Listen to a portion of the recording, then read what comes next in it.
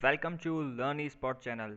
सो guys, आज का जो हमारा हॉट टॉपिक है वो है इंडिया चाइना बॉर्डर डिस्प्यूट। तो ये बहुत बड़ा एक टॉपिक निकल के आ रहा है और अभी हमारे आर्मी चीफ का एक स्टेटमेंट आया है, we deployed more army personnels in the China border. तो बहुत बड़ा इशू क्रिएट हुआ है। इस वीडियो में हम लोग जानेंगे कि ये इशू क्यों क्रिएट हुआ है और उसके बाद इंडिया क्या स्टैंड ले सकता है इस इशू को लेके। ठीक है, तो गाइस कंप्लीट डिटेल में हम लोग मैप के द्वारा समझेंगे क्या क्या इश्यूज क्रिएट हो गए हैं जिससे ये बॉर्डर डिस्प्यूट बन चुका है। So guys, stay tuned for more updates. सबसे पहले एक चीज़ देखिए यहाँ पर, ये है हमारा जम्मू एंड कश्मीर पूरा रीजन। लेकिन 1962 के बाद 10% हिस्सा जो था वो अब हम इसका लॉस कर चुके हैं, जो कि अब जो हो जाता है वो अक्साई चीन यानी चीन के हिस्से में चला जाता है। ठीक है, यहाँ पे एक लेक निकलती है इस एरिया में, ठीक है, जिसका मेजर पोर्शन जो है वो चाइना में आता है और कुछ पोर्शन उसका जो है वो कहाँ पे आता है गाइस, वो आता है इंडिया में। ठीक है, अब देखिए इस लेक का नाम है Pyongyang lake, Pyongyang song lake. तो इस लेक के कारण ही सारा इशू क्रिएट हो रहा है। इसी को समझेंगे हम लोग क्या है। दूसरी चीज़ यहाँ पे समझिए क्या है कि यहाँ पे एक एयरपोर्ट है हमारा, ठीक है, इस एयरपोर्ट का नाम है दौलब बेग ओल्डी एयरपोर्ट। ठीक है, तो यहाँ से भारत काराकोरम पास तक के लिए रोड कंस्ट्रक्ट करना चाहता था, उसी को लेके चीन का ऑब्स्ट्रक्शन क्रिएट हो रहा है। दूसरी चीज़, एलएसी को लाइन ऑफ एक्चुअल कंट्रोल को लेके भी हमेशा से ही कॉन्फ्लिक्ट्स होते आए हैं, तो ये भी एक दूसरी वजह यहाँ पर बताया जा रहा है। तो गाइस सबसे पहले ये देखिए, एक प्यारी सी लेक है ये है हमारी पोंगोंग सेक सो लेक है। ठीक है, अब देखिए ये लद्दाख रीजन में आता है, this is come under the Ladakh reason.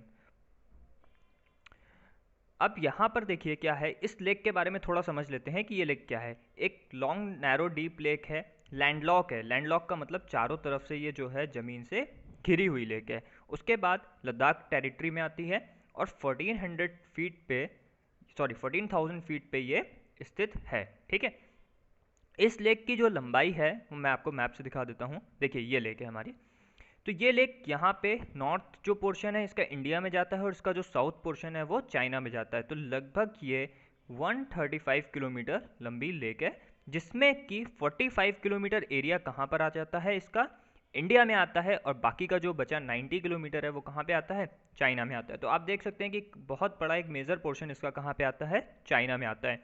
उसके बाद ये ब्रैकिश वाटर लेक है। ब्रैकिश वाटर लेक मतलब विंटर में जो जम जाती है, फ्रीज हो जाती है। आपने अगर थ्री इडियट्स मूवी देखी हो तो वहाँ पे लद्दाख की जो शूटिंग है वो इसी लेक की है। ठीक है, अब देखिए हुआ क्या, यहाँ पे आप ये लाइन देख रहे हैं ना, ये line, this is international border LAC. लेकिन चाइना इसको नहीं मानता है। चाइना कहता है कि हमारा जो एलएसी बॉर्डर है वो यहाँ से चालू होता है। बहुत ध्यान से समझिएगा गाइस, ठीक है, बहुत इंपॉर्टेंट चीज़ समझा रहा हूँ। उसके बाद यहाँ पर देखिए फिंगर्स लाइक प्रोजेक्शंस होते हैं, पहाड़ हैं, फिंगर्स लाइक प्रोजेक्शंस हैं। यहाँ पर हमारी आर्मी जो है इसको फिंगर्स बोलती है। टोटल जो फिंगर्स हैं इस रीजन में वो हैं टोटल 8 फिंगर्स। ध्यान समझिएगा, टोटल फिंगर्स कितने हैं, 8 फिंगर्स हैं यहाँ पर। ठीक है, तो जो मेन मसला है वो इसी के बीच में है। इंडिया, ये ऐसे बना लेते हैं इसको, तो इंडिया कहता है कि फोर्थ फिंगर तक उसका, यहाँ तक पूरा उसका है। ठीक है, और नेपाल, सॉरी चाइना कहता है कि उसका क्या है, एट्थ फिंगर तक है। तो यहाँ पर सबसे बड़ा दिक्कत यही है कि जो फिंगर्स प्रोजेक्शन है उसको समझने के लिए बहुत ज़्यादा इस टाइम कॉन्फ्लिक्ट्स क्रिएट हो रहे हैं। एक बार और समझ लीजिए इसको, ये हमारा ये जो एरिया है यहाँ पे ये एलएसी है, ठीक है, जो कि चाइना नहीं मानता, और ये एलएसी है यहाँ पर फिंगर्स लाइक प्रोजेक्शंस हैं। तो इंडिया कहता है कि जो 8 फिंगर्स है 1 से लेकर 8 तक वो यहाँ पे एग्जिस्ट करते हैं। तो इंडिया कहता है कि हमारा जो एरिया है वो 8th फिंगर तक है, और चाइना कहता है हमारा जो एरिया है वो सेकंड फिंगर से ही चालू हो जाता है। तो जो बीच का एरिया है वही सारा कन्फ्रंटेशन का एक रिजल्ट है। ठीक है, तो अभी क्या हुआ रिसेंटली में कि चाइनीज़ आर्मी ने इंडियन आर्मी को सेकंड फिंगर पे ही रोक दिया। ठीक है, अब सेकंड फिंगर पे रोक दिया तो इसका मतलब यहाँ पर फेस टू फेस यहाँ पर एक कॉन्फ्लिक्ट क्रिएट हो गया था। ठीक है, अब आप ये समझिए कैसे रोकते हैं यहाँ पर। तो यहाँ पर ये आप बोट जो देख रहे हैं ना, ये होती हैं टैंपा बोट्स। तो टैंपा बोट्स होती हैं, तो ये रोका कैसे देखिए मान लीजिए अगर कोई फिंगर्स में कोई आर्मी आ गई चाइना की आ गई या फिर कोई आ गई, तो मान लीजिए चाइना की बोट आ गई, तो इंडियन बोट्स उसको चारों तरफ से घेर लेंगी और एक वर्लपूल टाइप का बना देंगी यहाँ पर, ठीक है। तो एक करंट क्रिएट हो जाता है यहाँ पर, जिसके द्वारा एक बताया जाता है कि आप हमारे एरिया में क्या हो रहे हो, एंटर हो रहे हो। तो मेन जो कॉन्फ्लिक्ट का यहाँ पर इस टाइम सबसे बड़ा जो इशू है वो यही है कि चाइना हमेशा एंटर करता जा रहा है इन फिंगर्स के और वो कब्जा कर रहा है। लगभग 80 टेंट बना लिए हैं चाइना ने अभी करंटली में, तो 80 टेंट्स क्रिएट कर चुका है चाइना इस टाइम करंटली, ठीक है। तो यही सबसे बड़ा जो यहाँ पर रीज़न माना जा रहा है कि इन्हीं फिंगर्स के बीच में, कि इंडिया कहता है कि हमारा 8th फिंगर से चालू होता है और चाइना कहता है हमारा कहाँ से चालू हो जाता है, 2nd फिंगर से एरिया चालू हो जाता है। तो यही सबसे बड़ा यहाँ पर इशू क्रिएट हो रहा है। अब गाइस समझते हैं, देखिए चाइना ने देखिए यहाँ पर ये CPEC है, इसको बोलते हैं चाइना पाकिस्तान इकोनॉमिक कॉरिडोर, ठीक है। तो चाइना ने एक CPEC यहाँ पर डेवलप किया था। अब ये CPEC जो है ना, ये यहीं से ही होके गुजरता है, यानी अगर इंडिया रोड यहाँ पर बना लेता है ना, ये जो मैंने एयरपोर्ट बताया था दौलत बेग ओल्डी एयरपोर्ट और काराकोरम के बीच में, तो ये CPEC से यहाँ पे इंडिया इसको रोक सकता है चाइना को कब्जा करने के लिए। तो ये रोड बहुत स्ट्रैटेजिकली इंडिया के लिए बहुत ज़्यादा ज़रूरी हो जाती है, ठीक है। तो अब देखिए यहाँ पर क्या आप एक और मैं यहाँ पे एक चीज़ इंपॉर्टेंट बताना चाहूँगा कि माओ ज़ेडोंग जो कि चाइना के लीडर थे, उनका पॉलिसी था फिंगर पॉलिसी। वो कहते थे कि हमने तिब्बत को तो कब्जा कर लिया, लेकिन हम 5 उंगलियों को कब्जा करेंगे। कैसे? 5 फिंगर्स को कब्जा करेंगे। कौन कौन सी वो 5 फिंगर्स हैं? Ladakh, first is Ladakh, second is Nepal and Sikkim, Bhutan and Arunachal Pradesh. तो इतने पाँचों जो प्लेसेस हैं उनको कवर करेगा चाइना। ये माओ ज़ेडोंग की फिंगर पॉलिसी थी। तो इस टाइम चाइना क्या कर रहा है? भड़काऊ काम कर रहा है, यानी इंडिया को एक्साइट कर रहा है, इंडिया को प्रोवोक कर रहा है, क्योंकि इंडिया इस टाइम करंटली लॉकडाउन में पूरा फंसा हुआ है कोरोना कारण, और चाइना कहीं तक उससे क्या हो चुका है, उबर चुका है। अब CPEC के द्वारा चाइना क्या कर सकता है? 2 फ्रंट वार कर सकता है। 2 फ्रंट वार क्या होता है, कैसे होता है, इसको भी अब हम लोग समझेंगे। तो देखिए यहाँ पर 2 फ्रंट वार में 3 चीज़ें पॉसिबिलिटी हैं। पहला पॉसिबिलिटी ये है हमारा कि सबसे पहले तो चाइना अटैक करे, फिर पाकिस्तान आ जाए इंडिया के ऊपर अटैक करने, ठीक है।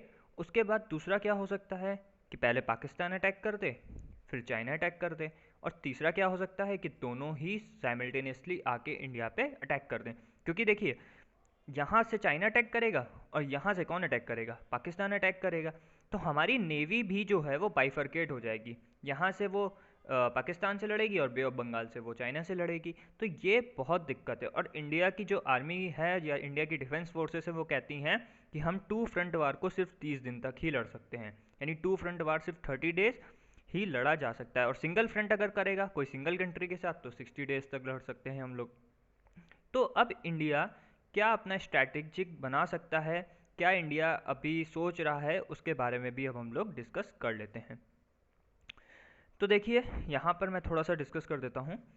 इंडिया के इस टाइम इंडिया जो है वो 3 फ्रंट वार पे लड़ाई कर सकता है।